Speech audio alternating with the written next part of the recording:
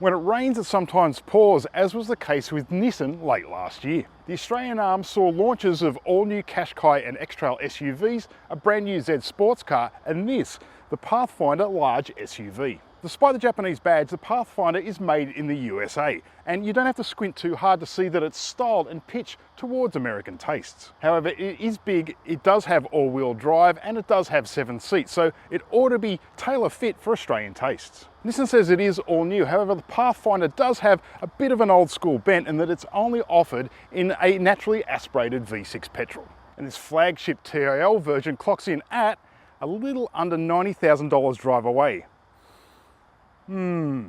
So is Nissan's brand new top dog large SUV worth almost 90,000 of your Australian pesos? Well, let's find out.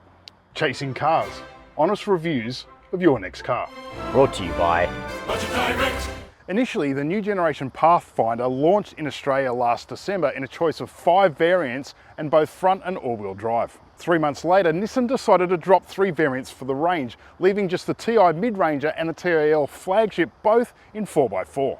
Apparently the issue was supply chain, although Nissan is adamant that the 2 variants left will be the 2 most popular offered. Both versions come powered by a 3.5 litre naturally aspirated V6 outputting 202 kilowatts and 340 newton meters. And unlike its predecessor, there is no petrol-electric hybrid offered. In fact, it's not offered anywhere in the world. And at this stage, there's no sign of Nissan's novel e-Power format, which is essentially electric power with a petrol generator that's offered in the current X-Trail. The V6 is backed by a 9-speed conventional automatic, essentially ridding the Pathfinder of its old terrible CVT. Downstream is a whiz-bang intelligent 4x4 all-wheel drive system, and the Pathfinder does come with 7 different modes, including a dedicated tow mode for its 2,700 kilo brake towing. Speaking of weight, the flagship Pathfinder clocks in at a little over 2 tonnes for a vehicle that measures a smidge over 5 metres long. Outside, the Ti-L gets active matrix LED headlights, heated and power folding mirrors, and these large polished 20-inch wheels. However, it does sit on road-going rubber and its ground clearance isn't exactly all that high, so I'm a little skeptical about how rough a path you could possibly find in it. Right, let's check out the important part, the interior. First thing that you notice when you climb into the Pathfinder is it does seem like it's built like a bank vault, and that's not a bad thing given that it does bring a sense of security. The flip side is this is obviously big and it does sort of obscure the sense of the environment outside the car, which might be a little bit of a compromise when it comes to placing the car on the road or when parking. For a car this size, the cabin is less airy than it could be, and that is going to be a pro or con depending on personal taste. Nissan has gone some way in justifying your near $90,000 splurge with a real sense of occasion and plenty of appointments, including a lot of digital window dressing. The Ti-L exclusively gets a 12.3-inch TFT driver screen, which has a classic look and it is quite colourful. You also get a 9-inch touchscreen multimedia system, which isn't terribly large for a vehicle of this size, although it does have all the bells and whistles. Added to that is also a fairly handy 10.8-inch head-up display, although none of the display work is really what you'd call sharp or all that contemporary. However, I do really like the steering wheel, which is tactile and sporty and looks like it was lifted straight out of the Nissan Z. The dash and the center console are both dipped in double stitch vinyl and it feels and looks pretty handy. I also like the bronze inserts, though they do feel a bit plasticky. However, I'm less enamored with all this piano black that can glare sunlight in your face, the ye olde HVAC controls, and this front panel here that kind of jams into your knee while you're driving. The seating is comfy and the flagship does get this semi-aniline leather that is reasonably plush, although not really to the quality that I would expect for a vehicle that almost nudges $90,000. Right, let's check out row 2. The flagship Ti comes as a 7-seater, but not in the configuration that many of you might expect. Row 2 has a pair of what's called captain's chairs in a configuration that's described as 2-2-3. It's not unique to segment because both Hyundai Palisade and Mazda CX-9 both offer this same captain's chair arrangement. But unlike its Hyundai rival, you can't option a proper 3-row bench in the second row. However, you can go down to the lower grade Ti to have that fitted. This arrangement is nice and big on indulgence, if a little down on outright people-moving flexibility, but to each their own. It is extremely roomy in here. One of the benefits of the captain's chair arrangement is you do get a handy center console with 2 cup holders, although that might be a little bit redundant given that there are also a pair of cup holders in each door trim. In fact, Nissan says there's a total of 16 cup holders right throughout the Pathfinder, although 4 of those are bottle holders in the lower door. If you're into mathematics and you divide that by the 7 occupants, that means that each passenger gets 2.286 cup holders. You do get dedicated and elaborate third zone climate control as well as air vents in the second and third rows. Also, you get these handy sunshades as well. Quite clever is that these captain's chairs have what's called a glide and latch feature that, well, glides and latches the seats forward automatically, even if you've got a baby capsule in one of the seats. The rear doors can almost open to 90 degrees, so it makes rear access really handy. Nissan claims that you can fit 3 passengers in the third row. No, you can't. Not unless they're sardines.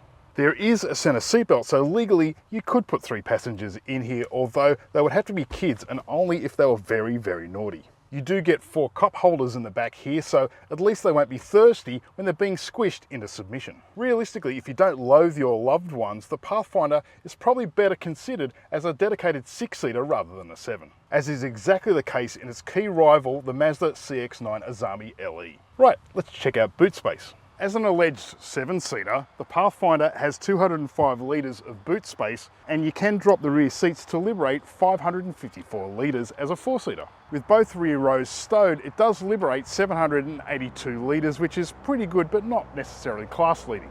Unlike its rivals from Hyundai and Mazda, the big Nissan is your only choice when it comes to pairing a V6 with all-wheel drive. Although the Palisade does offer a V6 in largely similar outputs, propelling the front wheels. The 3.5 litre naturally aspirated V6 has a really quiet and smooth character that does fit this cruiser bill quite nicely. The conventional torque converter 9-speed auto is a vast improvement over that old crappy CVT transmission, and you shouldn't be too worried about the fact that it has 9 forward ratios because it doesn't spend a lot of time hunting up and down gears. What you do instantly notice on road is the sheer heft of the thing. That whole bank vault sense of it parked up does continue on road. There is an innate sense of robustness about the Pathfinder, like you've cocooned you and your loved ones in something that's particularly solid.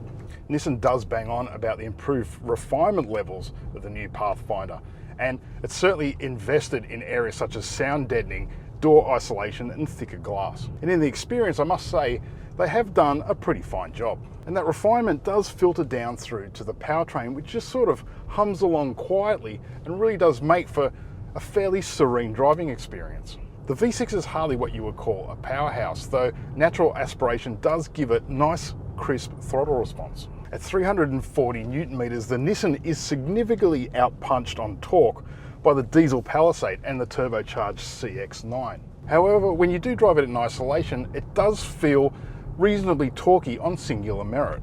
Yes, the Pathfinder is a large rig and it is a little tricky to place and judge on the road. However, as I've found in the last week, the more time that you spend with it, the more that it tends to shrink around you. Chassis-wise, it's reasonably planted and sure-footed, at least to a degree that brings a sense of safety and control when you stick it into the corners. The steering is fluid, albeit a little bit heavy, and the Pathfinder does make for a nice turnkey cruiser without having to meddle with any of its drive or terrain modes, of which it has 7. On road you get standard, eco and sport, and really the first one by default is handy enough that you don't really need to go digging around in the other 2. There is a snow mode that might be pretty handy if you want to go skiing in the middle of winter, though I am a little bit skeptical about the sand and mud modes. I do suspect that sand and mud might be reasonably handy if you're a regional owner who habitually travels across well-graded gravel and dirt roads. However, I'm pretty skeptical about finding too many paths in this Pathfinder off the beaten track. For all its on-paper promise, this SUV simply isn't fit for serious off-roading. The wheels are too big, the tyres are too road orientated, and the ride height just simply isn't high enough. So realistically, any 4x4 advantage is there to promote traction on slippery surfaces, rather than venturing too far into the mulga. but its 2.7-ton brake towing capacity would be pretty handy for lugging around camping gear and jet skis and the like, which is why you get the 7th mode, which is called tow. Safety-wise, Nissan has loaded in a broad array of active safety systems with all the usual features as well as pretty handy extras such as reversing AEB. You also get a ProPilot so-called semi-autonomous driving system, which essentially pairs active cruise control with active lane keeping. So it will kind of sort of drive itself sort of some of the time. So far, so accomplished on road, but if there's one down mark, it's that this Pathfinder can get a little bit thirsty on road, which brings us neatly to ownership. Ownership-wise, the V6 does demand premium fuel, which is less than ideal, given its under-stressed nature and modest outputs. Combined fuel consumption is claimed at around 10.5 litres per 100, although that's a little bit conservative given that in our week with this particular Pathfinder, it's really raised to around the 15 litre mark. Service intervals are typical 12 months or 15,000 kilometres, and the cost of servicing over the first 5 years is a little over $2,500. Warranty is also fairly industry standard at 5 years and unlimited kilometres. There is a lot of the Pathfinder Ti-L, and thus there is a lot to like, as you would expect for a large SUV that is nudging $90,000. However, that is similar coin to logical rivals such as Palisade and CX-9, and the V6 all-wheel drive format will appeal to a lot of buyers. That whole captain's chair arrangement is definitely an Americanism for American buyers, but that's not to say it will also appeal to Aussies. However, we can't help thinking that the Pathfinder does make better sense with a proper rear bench, chubbier tyres and fewer frills. Nissan did offer that up until recently in the STL four-wheel drive version that did undercut this flagship by a whole $20,000. However, that version has been axed. And I can't help but feel that that version was probably the sweet spot in the range. That's what I think, but how about you? Put your thoughts in the comments below. Don't forget to subscribe while you're at it. And as always, thanks for watching Chasing Cars.